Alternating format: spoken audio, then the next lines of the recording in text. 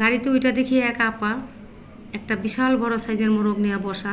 তা আপা বলতেছে আসেন আপনারা এটা খাওয়াবো। তো মনটা অনেক বড়, কিন্তু এটা বরিশালের মানুষ খুব ভালো। তো এই যে এখানে এসে নামলাম, সে আপাটা বলতেছে আসেন, বরিশাল থেকে আমি মোরগটা নিয়ে আসছি মেয়ের জামাইয়ের জন্য। তা আমরা তো খাবো না বলছে এটাই খুশি। তা আজকে বের হয়েছি বন্যার পানি দেখাবো, আমাদের আশেপাশে যে কতটুকু বন্যা হয়েছে, বেশি একটা হয় নাই, সেই পানিটা আজকে দেখাবো, এর জন্য বের হয়েছি। আমাদের এলাকা কিন্তু এইটা।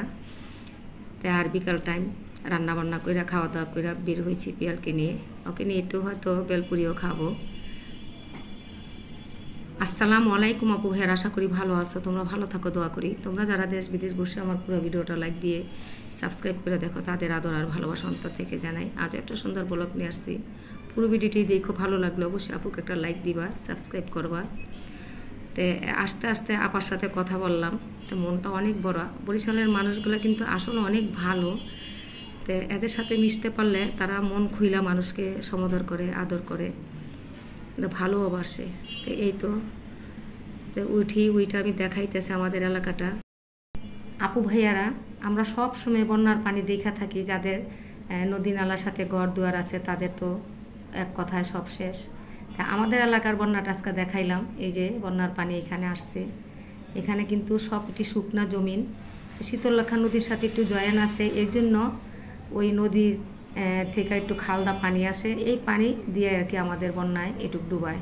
কিন্তু আমাদের এলাকায় কখনো বন্যা হয় না। বৃষ্টিটা একটু কমছে, আকাশটা দিক দিয়ে ফর্সা আছে।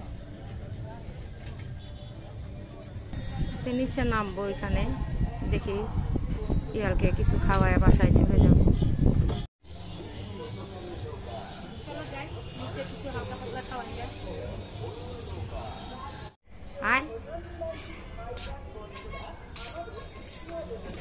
এদিকে পানি ছিল না, এদিকেও পানি আয় পড়ছে না,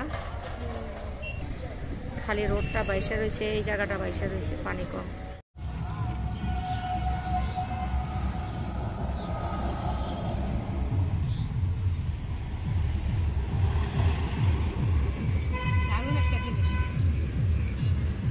একদম সেই রকম।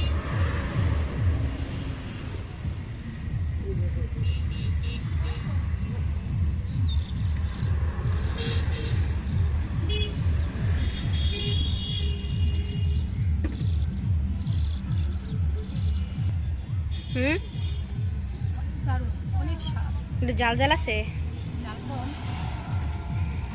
অনেক মজা। আমি অনেক জায়গায় খাই, এত স্বাদ লাগে না।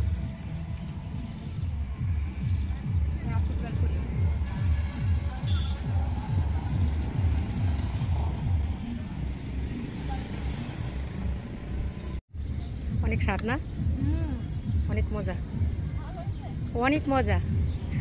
হ্যাঁ, বেলপুরিটা অনেক স্বাদ। আপনাকে আপা জিজ্ঞেস করতেছে স্বাদ নেই, সত্যি কথা অনেক মজা লাগছে। আমরা এই জন্যই তো, তাই অনেক স্বাদ হয়েছে। আমার নাতিরে বলতাছি তো যে অনেক বেলপুরি খাইছি, কিন্তু এত স্বাদ লাগে নাই। নিজের ঘরে বানানো দেখে ভাই বলতেছে যে আমরা ঘরে বানাইছি।